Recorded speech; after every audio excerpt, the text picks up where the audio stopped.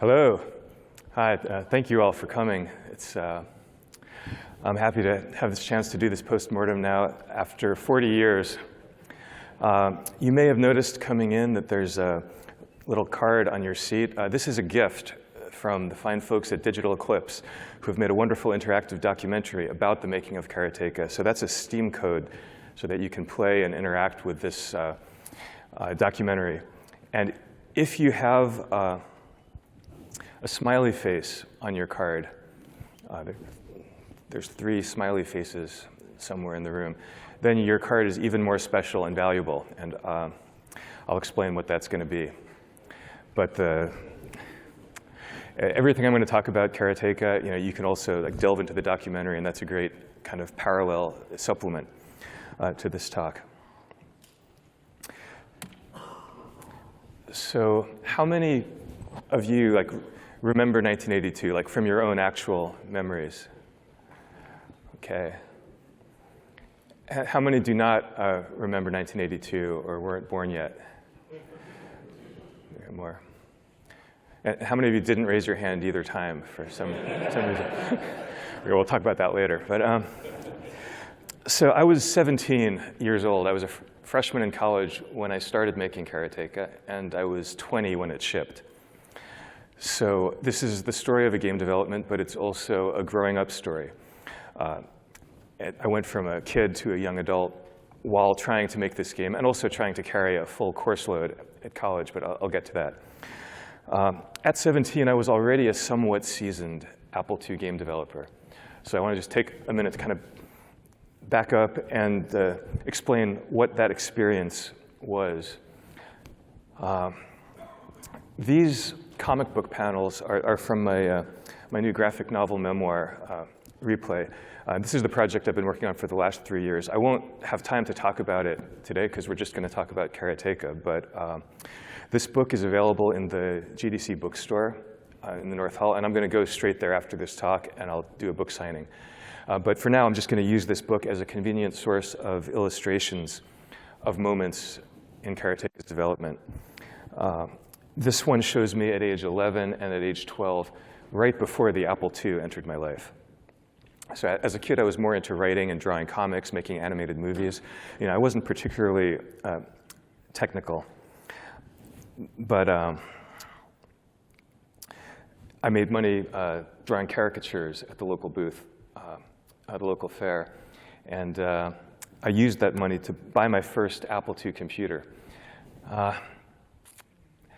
Our high school in Chappaqua, New York, had an AV club, which had things like tape decks and video cameras. And so I went there first just because that was where the oddballs hung out. Like if you weren't on a sports team, that was where you went to be safe during lunch hour.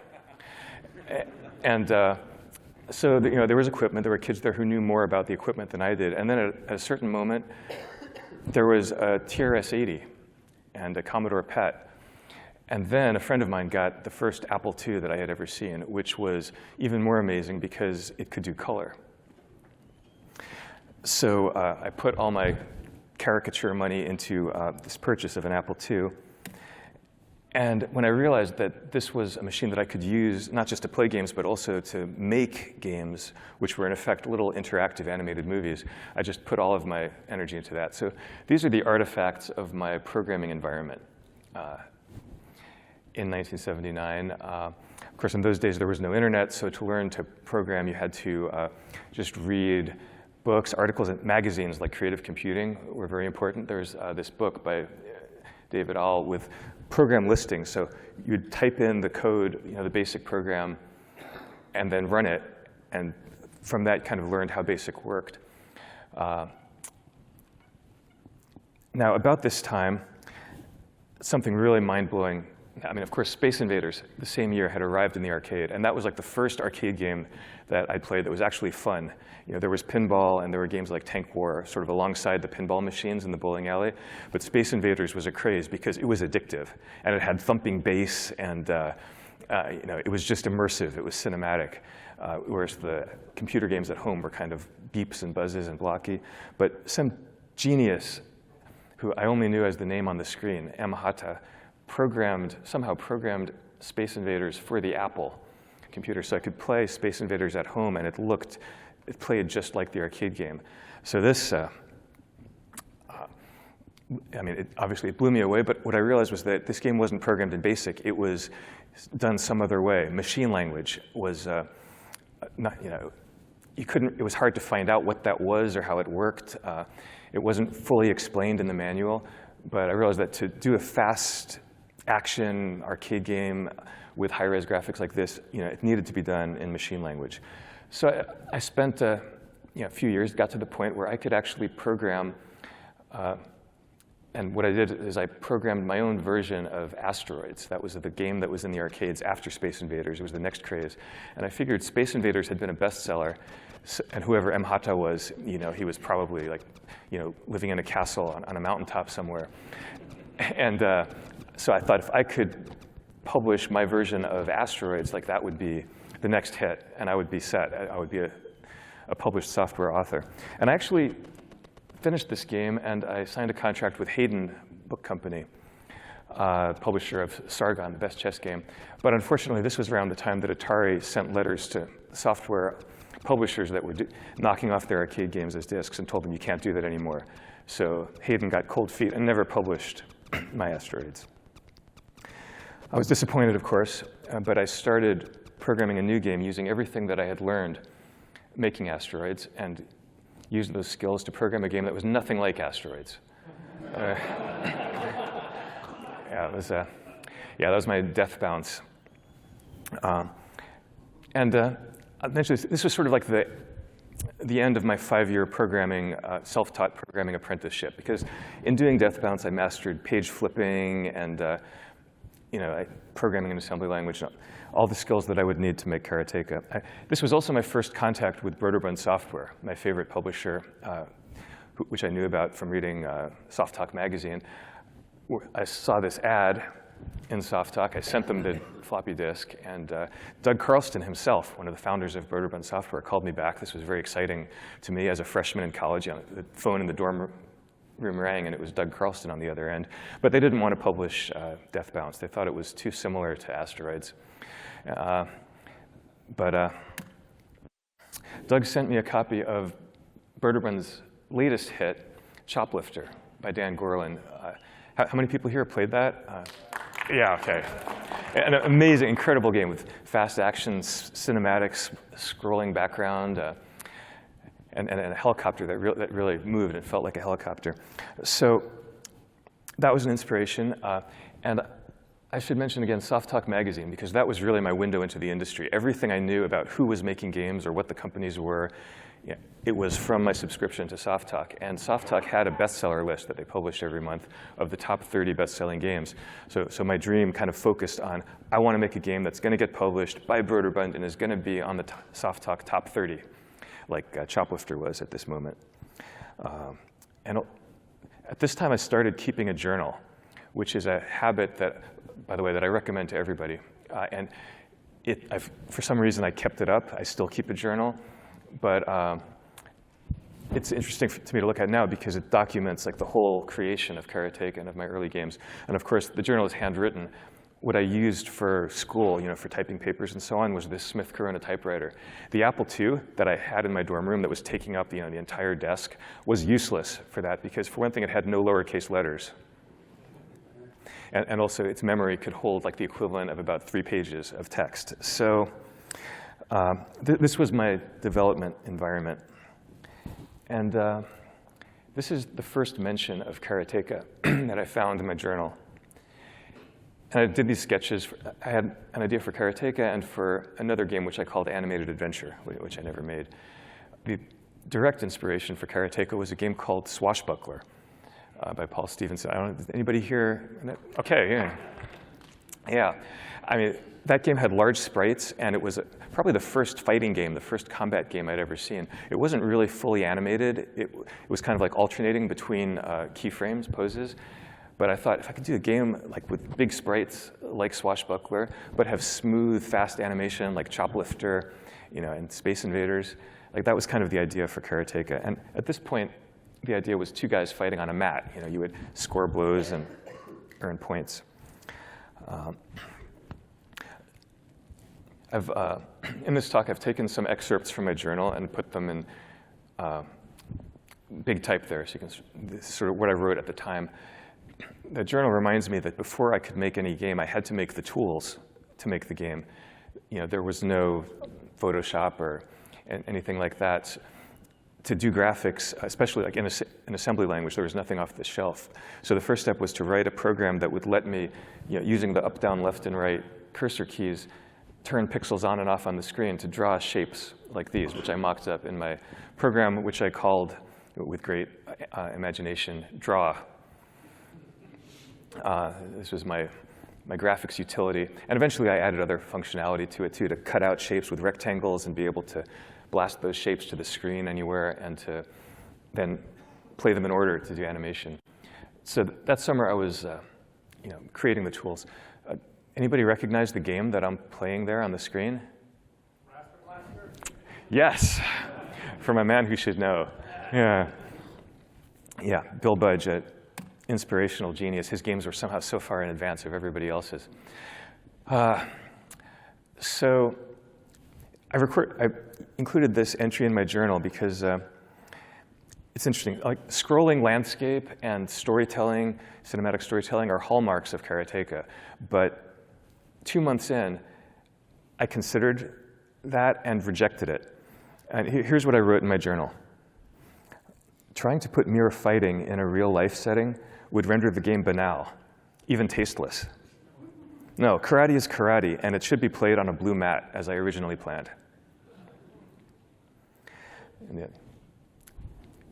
So I love having a journal for many reasons, but one is because it always reminds me that I'm just as articulate and convincing in defending my wrong ideas as my right ones. And by the way, for anybody who wants to read my whole journal of my college years making Karateka and so forth, I've published it as a book, an ebook, and it can be downloaded from my website.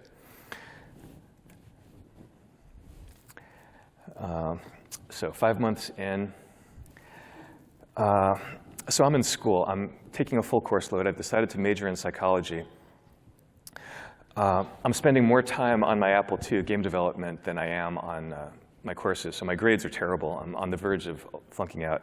But even on the Apple II, I can't find the time to work on Karateka because I've got these 2 other projects. I'm trying to improve Death Bounce in response to Broderbund's publisher feedback.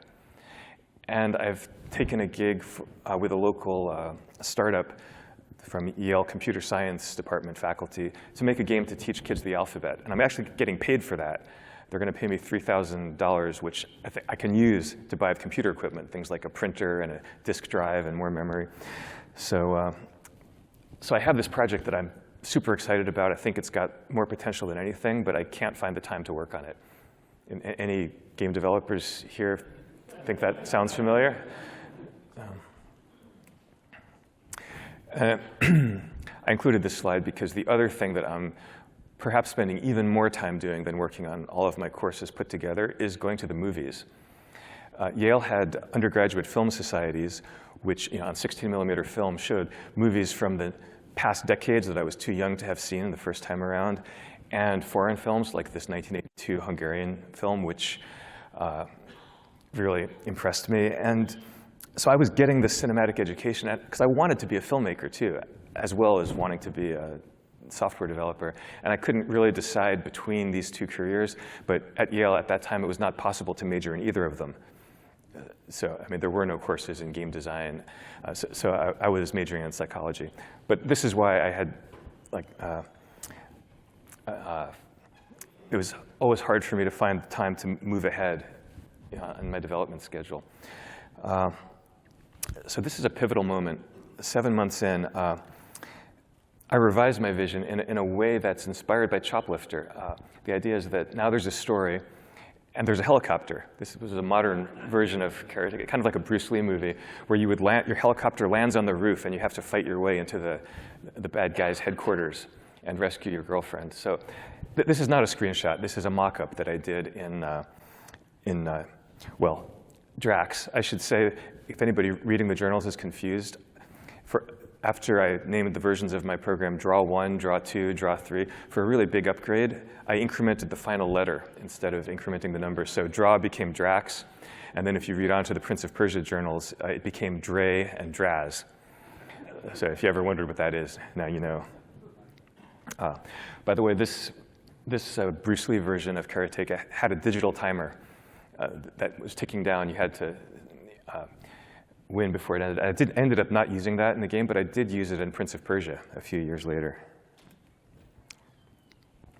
So I was pretty handy by now with Drax, my software animation package with an installed user base of 1. But when I drew these sprites and tried to animate them, it came out kind of disappointingly choppy. It was as good as Swashbuckler maybe, but it wasn't the smooth animation that I was seeing in my mind's eye. So it was my dad who suggested, why don't you film somebody and look at the film as a reference. And my mom was taking karate lessons at the local dojo, and she recommended the karate teacher, Dennis, who agreed to do the karate moves for me. So my parents had a Super 8 camera, which I used to film Dennis doing the moves in profile. That film, unfortunately, has been lost. I usually try to keep stuff, as some in this room know, but stuff disappears. It's kind of a reminder how amazing it is that I have this much stuff left as artifacts of Karateka. But that Super 8 film I don't have. I do, however, have the second Super 8 film that I shot a few months later, and that's my dad. My dad does not know karate, but he's about the same size as my mom, so he put on her karate outfit, and I asked him to run back and forth in the woods in front of our house in Chappaqua. There's me directing. And because it's pixel versions, you can't really tell when that rotoscope character stops being my dad and starts becoming Dennis. It works. So that's the finished game footage we're seeing there, and there's the rotoscoped footage that I used. My dad climbing up onto the car became climbing up cliff. There's me in my bathrobe being the bad guy. And there's my sister, Emily, standing in for the princess. Yeah, so now you may wonder, how did I go from Super 8 film to pixely animated sprites? The Apple II obviously had no video in. It also had no Super 8 input. So Max Fleischer, the guy who created Popeye, actually had invented something called the rotoscope in 1915. He used it later to make a really cool animated cartoon of Superman. And rotoscope is basically just taking live action frames and tracing over them, frame by frame, to create the animation. So I thought I could do the same thing if I could just find a way to trace the frames somehow into the Apple II. And there was no scanner, there was nothing like that, but there was a tool that I thought I could adapt to this. It was a graphics tablet called the VersaWriter. Has anyone here ever seen one? Yep. I'm seeing hands. GDC is amazing. There's hardly a room on the planet where I would have seen hands go up there. The VersaWriter was already old in 1983. I think it shipped in 1980. And the Apple II had these 2 potentiometers that were the game paddle input, used to play games. It was perfect for Space Invaders. But the makers of the VersaWriter had the insight that if you used those potentiometers, for a kind of a pantograph, you would return 2 values from 0 to 255 that could then be transferred into X and Y coordinates. And Roberta Williams had used this to create the graphics for her high-res adventures. So I used my AB Scenes earnings to buy myself a VersaWriter, and I used it to trace the tracings of the film frames. And this is a frame from replay where I've kind of redrawn that. Anybody remember the Moviola? This is what we used to. It was for home movie editing of Super 8 film, cutting and hot splicing. So I just used the screen of the Moviola to trace with a pencil on little squares of vellum each third frame of animation to get 6 frames per second. which I hoped would be enough. And there, that was the process. The next step, of course, was to trace the tracings with the VersaWriter. So this was kind of like an experiment that required a lot of upfront investment and expenditure. I hoped it would work, but until it was done, I didn't really know for sure. So my journal records that kind of eureka moment when, after the laborious three-step process of filming, getting the film developed, tracing the tracing, and then in Drax, pixel by pixel, cutting out these rectangles and then animating them just to see if it would look like motion. It did. And I mean, there was Dennis, doing his punches and kicks. It was magical. So that was like a very satisfying moment and a huge relief. The next question, though, was, I mean, these frames they were very rough and scribbly. That had been one of the questions in my mind, like, would the VersaWriter work for things that were so small? Because like Roberta Williams' drawings were pretty big and filled the whole screen. Here we're really down to the character that's 40 pixels high. So would it still, would it be clear enough? And would it still look lifelike after I had traced it and cleaned it up to make it kind of a clean computer character, or would that illusion of life just disappear? Again, very happy with the result. It still looked good, and there's a cleaned up character.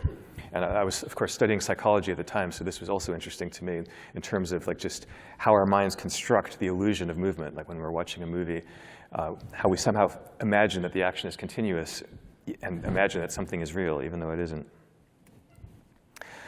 So, yeah, here's this journal entry, which, as usual, I was a year off in my time estimate. But I thought I was going to finish Karateka that summer. 1983, the summer that Return of the Jedi was released and cost me at least one day of development time. At this point, this is during summer vacation, I changed Karateka from modern to medieval Japan, inspired partly by these woodblock prints by Hokusai, which had really strong, simple compositions. I mean, beautiful in their own right, almost like comic book frames, but also, I thought, would it adapt well to the simple graphics of the Apple II? There you see my scribble sketches, sort of starting to block out, the various moments in the game. And this is a mock-up of the first gate. This is not a screenshot. This is, I've just drawn it in Drax first to see what it's going to look like. And you can notice at the top of the screen there's a map. I actually programmed this map to show you how close you were to the palace. I'll get to that later. But these features that took a few minutes to draw in Drax actually took then weeks or months to implement. So to get that gate into the screen, into the game, I had to break it down into rectangles, because to cut out the whole gate as one rectangle would have been super slow to draw that huge rectangle. So I made as few rectangles and as small as possible. And even so, it really slows down the game once that gate comes on screen. I mean, the Apple II was, it was 40 bytes across. Each byte was 7 pixels, and the high bit would flip between, purple and blue, or green and orange. The odd-numbered bits were one color. The even-numbered bits were another color. So just the simple things like moving an object on the screen required a lot of tricks, things like pre-shifting and page flipping, lookup tables. It was, it took time. This journal entry I kept too, because it reminded me how often I played games while blasting music, on the record player, and that just somehow added the cinematic excitement that I was experiencing in my mind. Playing Choplifter with Raiders of the Lost Ark soundtrack just made it so much better. And the next day, I decided to put music into Karateka. The Apple had a built-in speaker, and Woz had helpfully included a routine for playing music in the Apple II Redbook.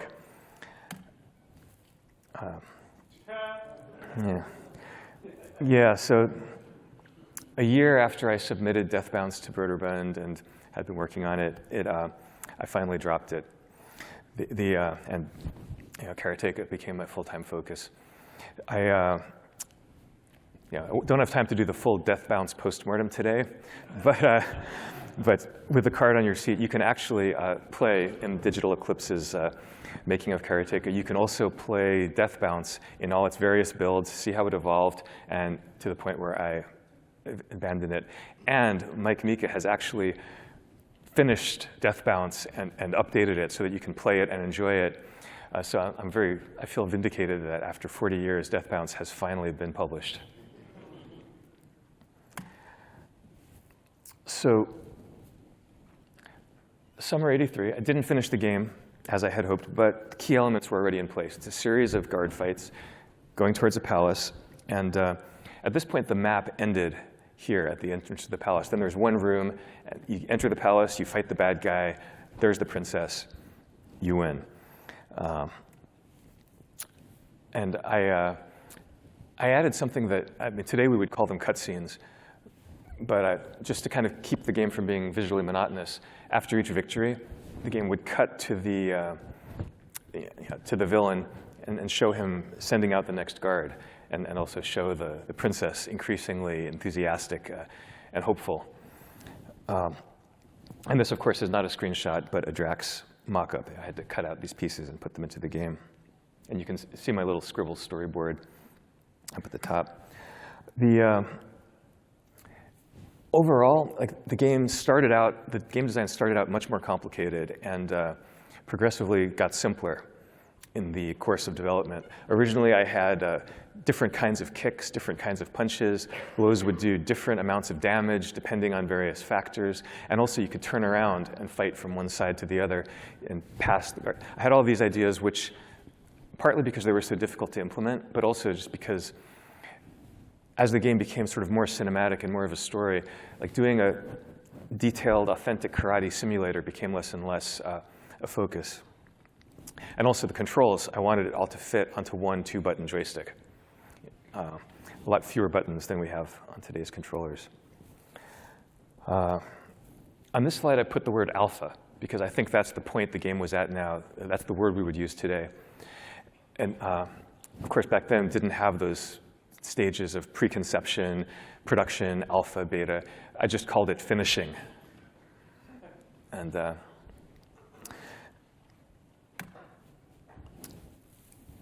this slide, nothing to do with games, but it was at this point that, just from being in college and going to films, I saw Kurosawa's Seven Samurai for the first time, and it blew me away. It became my favorite film. And about the same time, I got this big book of Disney animation, which was a wonderful story told by Disney animators, early Disney animators, about how they had developed these techniques and how they had experimented sort of to invent what we now call the technology and the art of animation. This was so inspiring to me, and I thought, computer games are also an art form in their infancy, like animation was for these guys, and like silent film was 80 years before. So all of these things that got discovered and added are still waiting to be discovered and added for computer games. So obviously, with the Apple II, I couldn't do anything like the beauty, and the emotional power of a Kurosawa film or a Disney animated movie.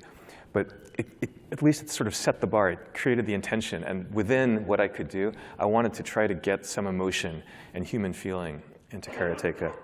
And this inspiration, this influence arrived at a point when the game was already at alpha, but certain elements were still malleable. And so I could still change things and still kind of scale up my ambitions, notably for the storytelling aspects of the game. This was Christmas break. Always, vacations were a chance to work on the game and get a lot done in a short time, because at school there were too many distractions. The role of my friends and family as sounding boards, and input, I can't overestimate it. It was so many of the great ideas in Karateka came from people. I was showing them a build of the game, and they would say, "Oh, why don't you do this?" And in this case, I was showing the game to my dad, and I don't remember exactly how he commented, but I realized that all the arcade games that were super addictive, like Asteroids and Space Invaders and Pac-Man, had a conflict of interest. Because in asteroids, you've got, whether it's asteroids or Pac-Man, you've got a job to do, like clearing the screen of rocks or eating all the little dots. But then there's also something that adds suspense, like the flying saucer in asteroids can arrive at any moment, and then you have to react to that. Karateka didn't have that. It was just a series of fights. So the idea that I came up with to add that was the hawk, that the villain would have a hawk on his shoulder, and then, so you're ready for the next guard, you're gearing up for the fight, but then the hawk can arrive at any time, and you sort of have to be ready for it. And then every good game design needs a trade-off. There can't be a dominant strategy that if you just do this, you'll win. And in Karateka, it was the two stances, the fighting stance or the standing stance. So the idea that if you're standing, you can run faster, but you're vulnerable. But if you're in fighting stance, you're protected, but then it'll take you twice as long to cross the territory. You have to end up fight twice as many guards. That was my version of the asteroid's flying saucer.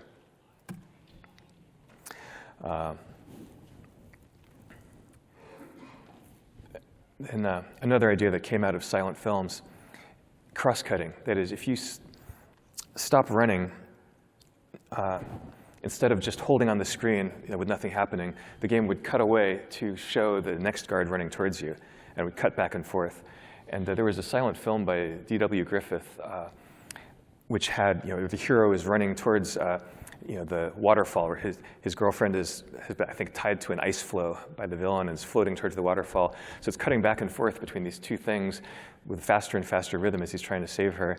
And so I thought, well, cross-cutting had to be tried for the first time in silent films. Like in the early films, like there was no guarantee that that would work. Like wouldn't the audience be like, what happened to the hero? Like wait, we're in a different place. What's going on? If you look at the really early silent films, they have no cross-cutting. They just all happen in one place.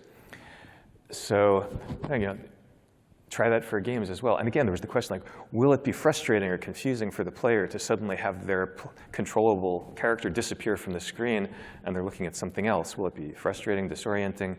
But it worked. And the thing that made it work was having a different footstep sound for the hero running and for the guards coming, because once those two different pitch footsteps was added, suddenly it became clear and it worked. And it worked so well that, well, I'll get to that later. Talking about sound, my dad volunteered to compose the music for the game. And he's a psychologist, but he's also a really talented classical pianist. And he suggested the leitmotif approach, which if films like Star Wars have it, also operas like Wagner's Ring of the Nibelung, where you have a theme for the hero, a theme for the villain, and a theme for a love theme, and then the music kind of tells the story of the game, as well as the visuals. One limitation, by the way, was that you could only play one note at a time with the Apple II speaker, and because it took all of the computer's processor power to play a note at the desired pitch, it's basically just having longer pauses before toggling that memory location. It meant that the animation on the screen had to be frozen while the note was playing. So the cinematic animations of the game were all kind of characters striking a pose and then playing a few notes, and then you could animate and then play another arpeggio. That's how we had to do it. So it was at this point that I eliminated the map, which had taken so much work to program. But the cross-cutting worked so well that didn't need it, and actually it was better without it, because there was a certain suspense of you feel like you're gaining a lot of ground. It must be getting close to the palace, and you can see that the cross-cutting is going quicker. It's taking the guards less time to reach you, but you don't know exactly how much you have left to go. So, and I also like to eliminate things like meters and numbers, inventory, anything on the screen that kind of detracts from the composition. Again, I was really inspired by the Hokusai's woodblock prints, and the more, I wanted Karateka to have a really strong, simple, clean look so that somebody could walk into the room and even if they weren't playing, would look at it and go, oh, and kind of be drawn to the screen. So the map had to go. Another really important element that I added at this point, fairly late, and again, I think it was my dad who was watching it and saying, I can't tell who's winning watching you fight. And I realized that the sound alone wasn't enough, so I added these, what today would be called GUI, but I just put these comic book stars on top of the the animation to show when a blow landed, and it was like orange or blue depending on which character it hit. So that helped make the fights a lot more readable. You could also see where you'd gotten hit, like if it was in the head or in the middle. And also, my journal reminds me that at this point I decided to change the title of the game and to call it Black Belt. That didn't last too long. So these are the frames of the climbing up cliff that I filmed my dad, with the car. And so you can sort of see how it went from the sketch, the storyboard sketch, to the Super 8, to the tracings, to the sprites. And the Digital Eclipse product has a wonderful feature called the Rotoscope Theater, where you can actually overlay these layers, and you can see this animation in different ways and play with it yourself. So kind of get a feeling of what that rotoscope process was like in an interactive way. Another late but really important change. Until now, I'd been using the same animations for the hero and the enemies. They were all the same, and it was actually the same shapes, just mirrored.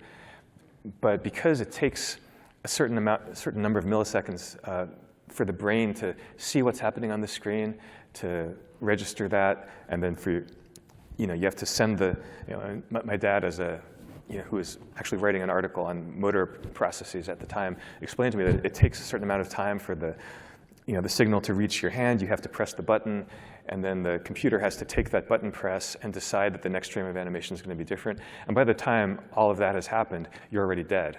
So to even things up, I had the guards just play exactly the same moves as the hero, but at half speed. And that suddenly made it a game.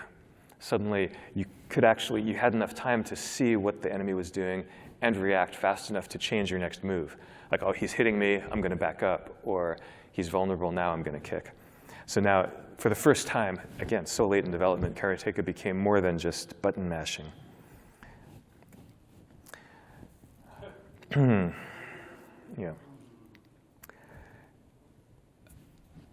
I mean, it's always the dilemma. The game's late.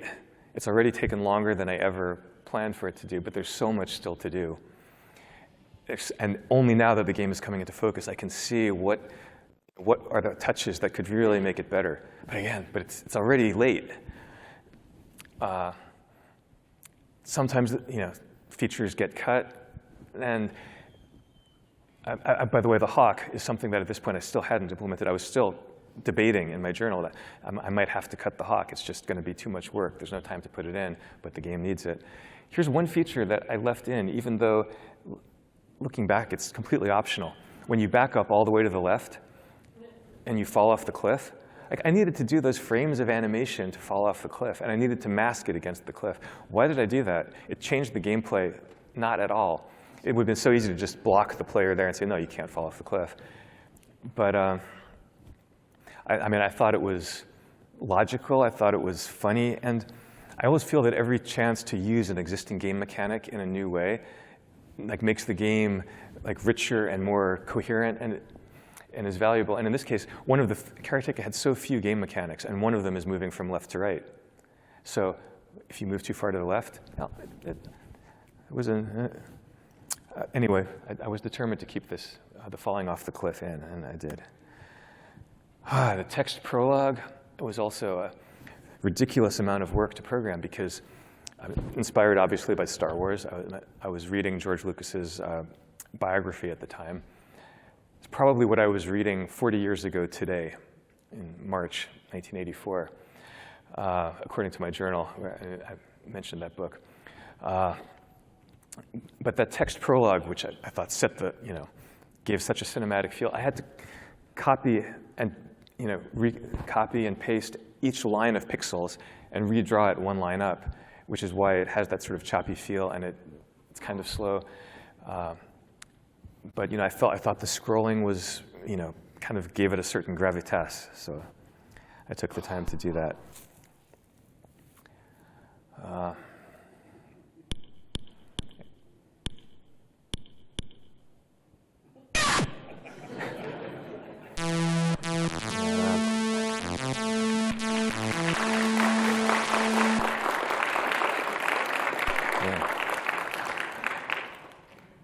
Anybody in this room yeah.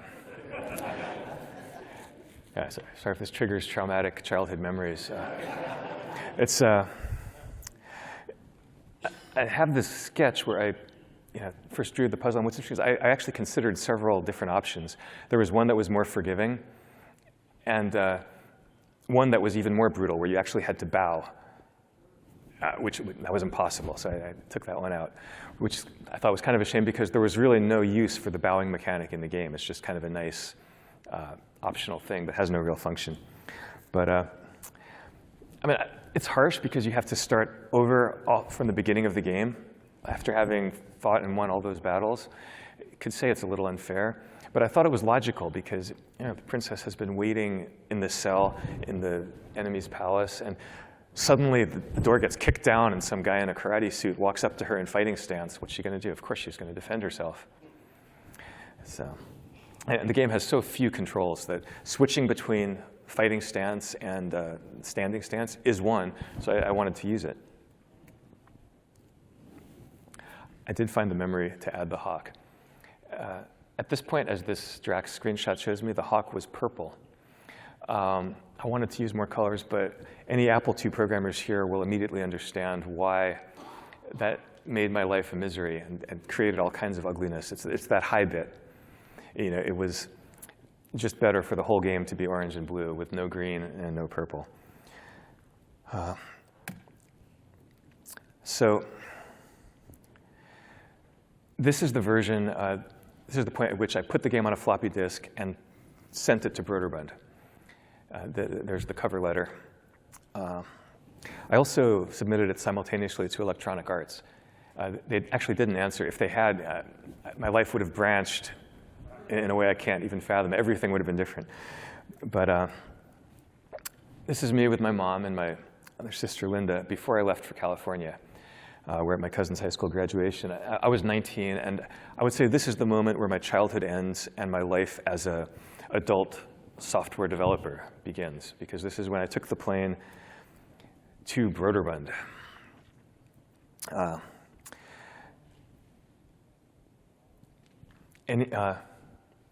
Yeah, I mean, I'm going to talk more about Gene. Lauren, are you here by any chance? Oh. Gene Portwood and Lauren Elliott were Broderbund's first game. I guess you could call them, today you would call them game designers, because they were at Broderbund, but they were not programmers, and they weren't responsible for developing a game, and yet their input was creative. This is where I met Danny Gorlin, the creator of Choplifter. This is a screenshot from his next game, Earhart, which he was in the course of developing and which he showed me. So you can imagine like what this meant to me, to meet these people who I had seen in the pages of Soft Talk magazine. I had seen their names on title screens. Now I was actually meeting them, and they were talking to me like normal people. I was completely starstruck. One of the first things that happened was that the other programmers at Broderbund kind of took me out for beer and pizza, and they just told me how I'd missed the golden age, how things had been so awesome a few years before. When Broderbund was a small company that cared about quality and cared about its employees, and now it was just a big corporation. It was all about profits. And so this is the 1981 article that I'd read about Broderbund that made me want to work with them in the first place. So by 1984, that first round of programmers felt that those days were gone. I wrote in my journal, after I got back from that beer and pizza night, yeah, it was inevitable. Computers aren't just for hackers and hobbyists anymore. They're for the mass market. So for anyone here who feels like you were just born too late and you missed the golden age, don't worry, there will come a time when you'll talk about the game development adventures you're having now, and people will react the way that you're reacting now to this. The Rubber Room is where Gene and Lauren Gene was a former Disney animator, and they had skills beyond anything that I had ever seen before. Lauren animated a leopard, a running, leaping leopard that was going to be another enemy in the game, sort of to add to the villain's menagerie. The idea is like, okay, he's got a hawk, he's also got a leopard. And Gene drew that. That was his first draft of the palace that's at the beginning of the game. The rubber room was a room that basically, if I was stuck or just wanted to chat or whatever, I could always walk in and bounce ideas off of them. And so many of the role of game designer didn't exist yet, and the role of editorial didn't exist yet, but they were really a step towards that. And they had so much influence on so many Broderbund games, including Karateka. I mean, literally the castle on the title screen, as you see it. So my main job that summer was to add 2 more levels. So that on the top you see my submission version, where the game ends right after you enter the palace. There's just a room, you fight the bad guy, game over. And then the bottom version, where that room turns into a whole corridor. You have to fight a whole other series of guards. There's that gate trap at the end. I'm sorry about that. And then down below, there's another series of rooms and a dungeon before you get to the princess. And I also should mention that summer, Karate Kid came out.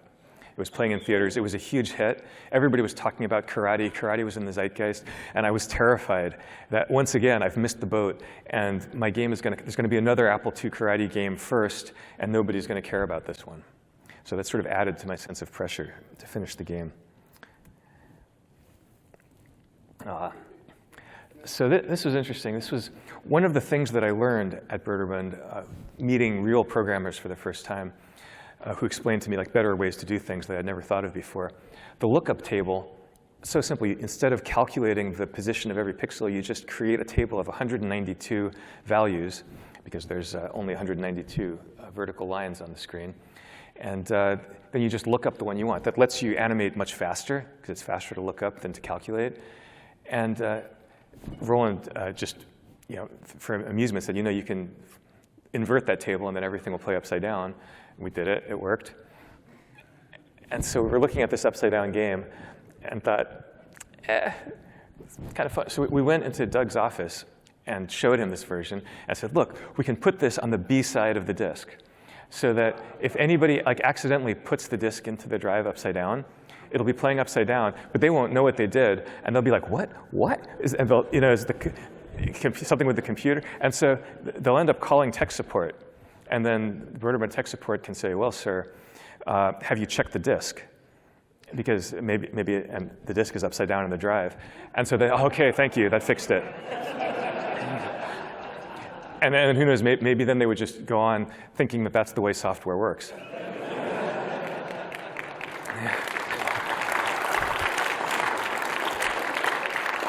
We didn't really think Doug would agree to do it, because as the CEO, he has to be aware of profits, and the cost of goods increased, because this meant that disks were duplicated on an assembly line, so somebody had to actually flip the disk over manually and press another button to record data on the B side of the disk, which normally was empty. So we never thought he would agree, but he did for some reason, and yeah.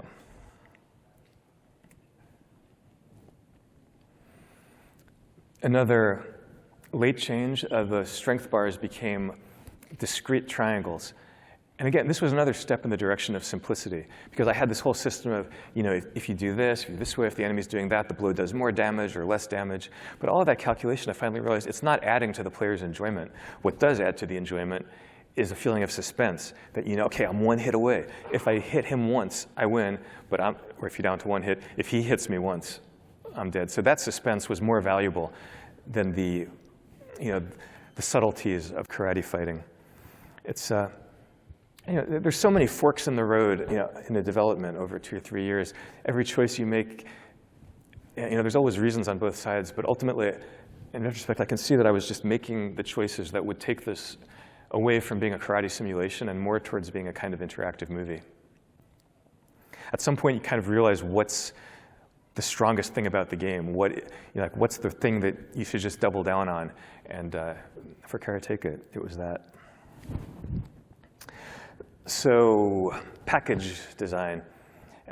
In those days, they still consulted programmers about things like box copy and how the game was going to be presented. Or maybe it was just me. I don't know. I just kind of annoyed the marketing people by wanting to be involved in this process. But there's an early box sketch as you can see, clearly inspired by the Star Wars movie posters. And the box copy, which, again, I didn't like the marketing department's version, so I kept trying to rewrite it, and yeah. So by the time the game was finished, at some point, the summer ended, I had to go back to school. Nobody thought I would. Most of the Broderbund other programmers had either gone there straight out of high school, and some of them actually had not finished high school because they got a programming job, and that seemed more important. So I think everybody kind of thought, when September comes around, he's going to stay. But for some reason, I was determined to go back and finish university, and so I did, although the game was not finished. So the final touches, the copy protection and all that stuff had to do remotely, mailing disks back and forth. And here's a note from Roland Gustafsson, the wizard who did the copy protection for all of Broderbund's games. Copy protection was like putting a frame on a painting. It meant that, of course, every disk was crackable, but trying to make it uncrackable or more difficult to crack, it was like this sort of fun competition between Roland and the pirates, who would then call him from Sweden or wherever to exult in the cleverness that they had found in defeating his copy protection mechanisms. So it was deathly serious and also good fun. I want to see a GDC classic copy protection post-mortem, and I want to hear Roland talk about that. The Leopard, tragically, once I was back at school, I decided that we had to cut it. It just couldn't make it into the game. It broke everyone's heart, including mine. It was already animated. Lauren did a beautiful job. This was echoed 19 years later when we had to cut the Sand Griffin from Prince of Persia, The Sounds of Time, in order to ship by Christmas. The villain's biggest monster, biggest pet that you never get to fight. The final box art was beautiful painting done by Thomas Blackshear, who I recently found out, thanks to Twitter, is an incredible artist. He has an amazing body of work. He shows at museums. And the original painting is at the Strong Museum of Play in Rochester.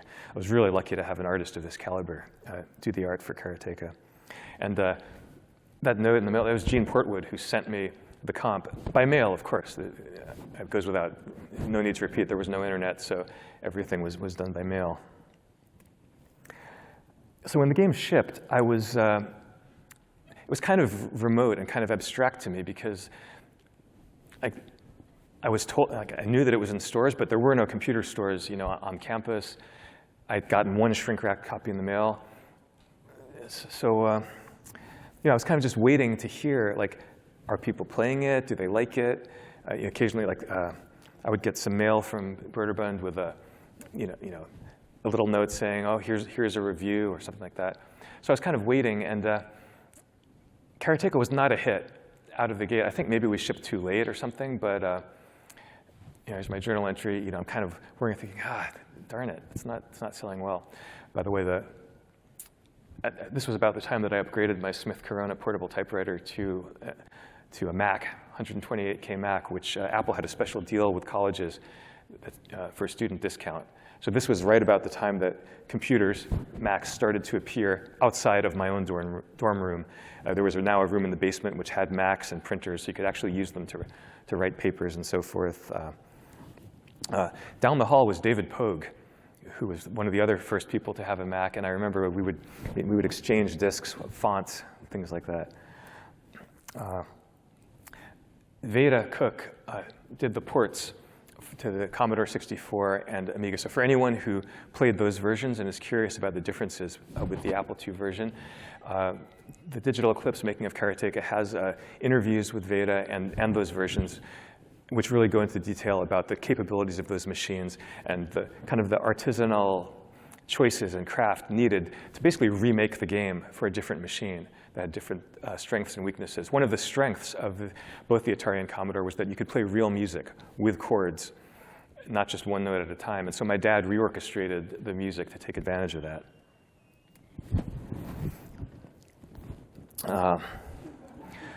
So I got my first letters from players, from people who had played Karateka and gave me feedback. And of course, before Twitter and the internet, that meant that the person had to put the letter in an envelope, put a stamp on the envelope, and mail it to Broderbund, who would then mail it to me at college. And one of the first letters I got was from John Romero, asking some technical questions about the page flipping and so forth. And I kept this, along with my other letters, but I didn't, decades went by, I didn't look back. And then I met John for the first time at GDC in an elevator, and his first words to me were, I sent you a letter in 1985. And so when I got home, I looked at I still had the letter, and sure enough, with this wonderful header font and everything. It was the second fan letter I ever got. So John says I answered him. I hope I did. I'm glad, but maybe someday he'll find whatever I wrote back. SoftTalk, by now, sadly, had gone out of business a few months earlier, so Karateka never made it into the SoftTalk top 30. But Billboard magazine had started tracking software bestsellers. So in April 1985, I got the amazing news that Karateka was the #1 selling game. My high school dream had been realized. That's how I became a published game author. And this is where my making of Karateka journal ends and becomes the making of Prince of Persia, which is another story. So if you need to run, my website has the info, more info behind the scenes about making Karateka video, and my graphic novel replay as well, which I'm now going to, I think we have a few minutes for questions, and then I'm going to head down to the GDC bookstore. And starting at 1, I'll be signing Replay, my graphic novel memoir. This is the project that's consumed my last 3 years just as fully as making Karateka consumed me 40 years ago. It's my memoir of making games in the form of a graphic novel, and it's also the story of my family, including my dad, his childhood adventures as a refugee in World War II, long before he composed the music for Karateka. So, and I have to mention, if the little card that you found on your seat when you sat down has a smiley face on it, you have a free copy of Replay waiting for you at the GDC bookstore. So,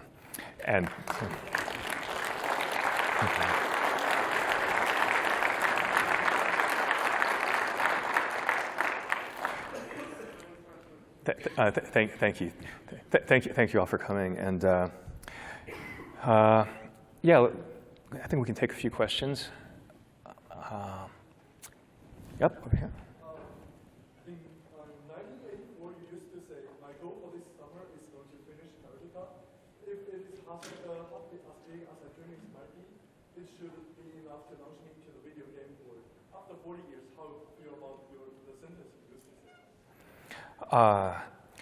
Well, I think it worked. I think Karateka launched me into the video game world, just as I was hoping. It's rare that we make a plan and it actually comes true.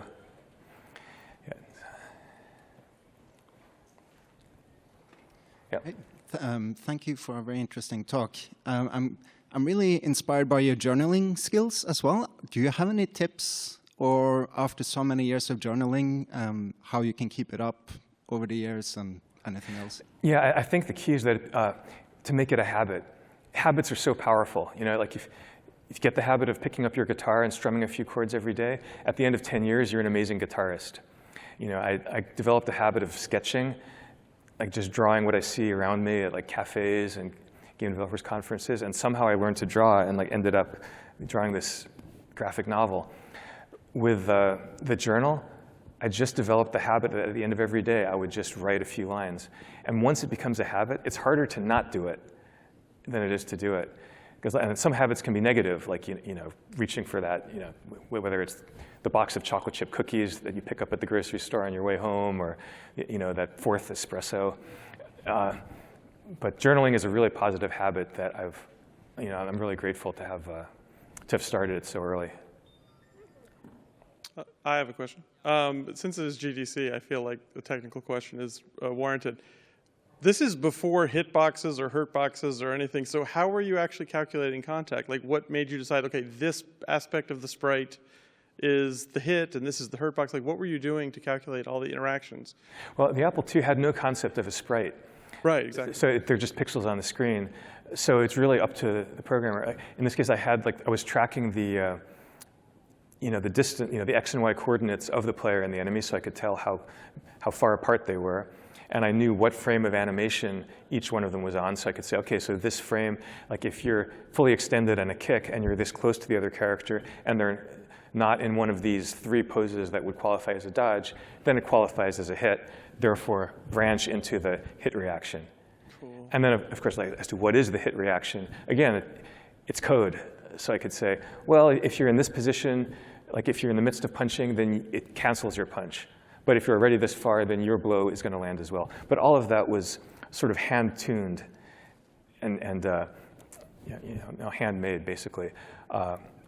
Mike actually asked at one point when he was doing the Karateka remaster that's in the Digital Eclipse game, how exactly did the enemy logic work? And I can't quite remember, but it basically came down to 3 variables that I just sort of tweaked to give each guard a different personality.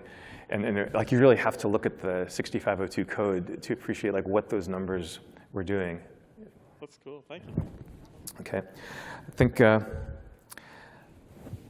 I think now is probably a good time to wrap it up. It's gonna take probably a few minutes to walk over to the North Hall. I hope some of you will come. If you have somewhere to be and you can't come to the signing, maybe we'll run into each other later. If you enjoy graphic novels or if you're curious, please check it out. And if you hate graphic novels and have no interest, but you feel a little bit guilty for having pirated Karateka in your childhood, and you just want to support my current creative efforts, then there's copies at the GDC bookstore. Thank you.